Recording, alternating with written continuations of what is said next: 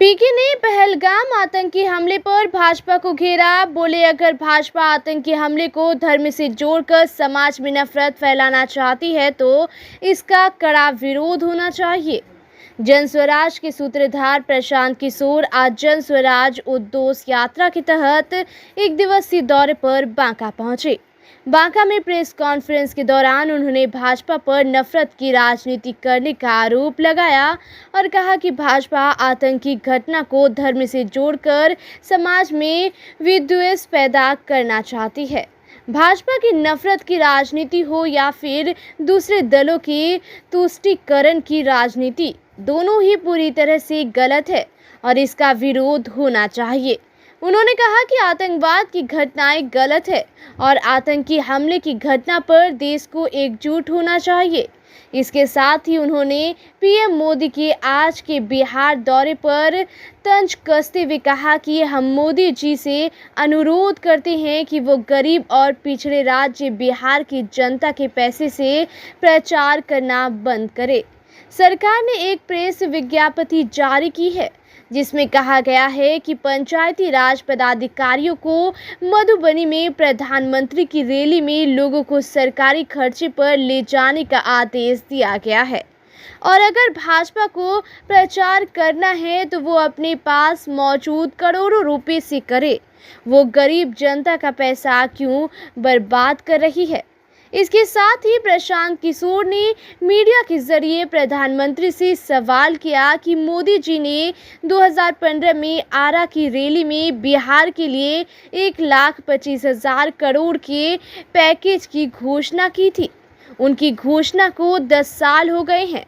मोदी जी को बताना चाहिए कि उन्होंने राशि भेजी या नहीं, और अगर उन्होंने राशि भेजी तो उन्हें बताना चाहिए कि बिहार में उनकी और जदयू की सरकार ने उस राशि को लूट लिया। भाजपा ने एक बात पिछले 8-10 वर्ष में बड़े मैं कहूँगा बखूबी किया है कि कोई भी ऐसी घटना होती है तो सरकार डिफेंसिव नहीं है। कोई दूसरी सरकार होती, कोई दूसरा प्रधानमंत्री होता तो विपक्ष उस पर सवाल करता कि भाई आपकी गलती से इतनी बड़ी घटना हो गई। यहाँ पर विपक्ष ही डरा हुआ है कि कहीं गलती से कुछ पूछ न दें कि बस पूरा समाज पोलराइज कर दे।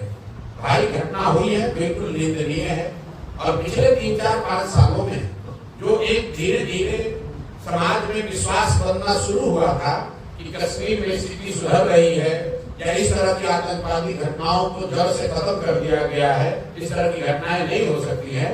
2 दिन पहले हुई विभत्स घटना ने इसको फिर से बताया है कि आतंक और आतंकवादियों की जड़ें जो हैं वो गहरी हैं और वो लड़ाई अभी खत्म नहीं हुई है और सिर्फ राजनीतिक भाषणबाजी और नारेबाजी से ऊपर उठकर इस पर और काम करने की जरूरत है। ये 2 दिन के पहले की घटना ने बताया है। बात किसी जाति, धर्म, पक्ष विपक्ष का नहीं है। देश का हर व्यक्ति, चाहे वो किसी जाति का हो, किसी धर्म का हो, किसी दल का हो, किसी विचारधारा का हो, वो इस तरह की घटना की निंदा करेगा ही करेगा। आतंक फैलाने वाले लोगों की ना कोई जात है, ना धर्म है, ना वो हिंदू है, ना मुसलमान है। आज से 15-20 साल पहले पंजाब में जो खालिस्तान की गतिविधि चल रही थी, खालिस्तान आंदोलन चल रहा था, तो हमने आप में से कई लोगों ने देखा सुना होगा कि बसों से हिंदुओं को उतार कर मारा जाता है। वहां पर तो मारने वाले मुसलमान नहीं थे।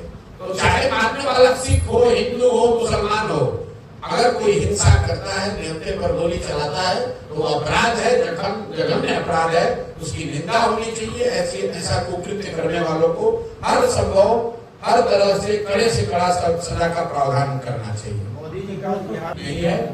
आतंकी हमले के मामले में देश को एकजुट होना चाहिए। ये गलत है और गलत का साथ किसी भी नजरिए से नहीं किया जा सकता है। उसका कारण चाहे कुछ भी बताया जाए।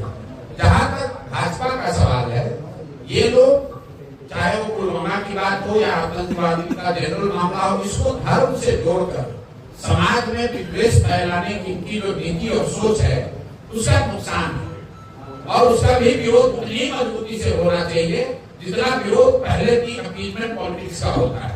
अगर भाजपा वाले ये कर रहे हैं तो निश्चित तौर पर उनकी गलती है और उसका विरोध होना चाहिए।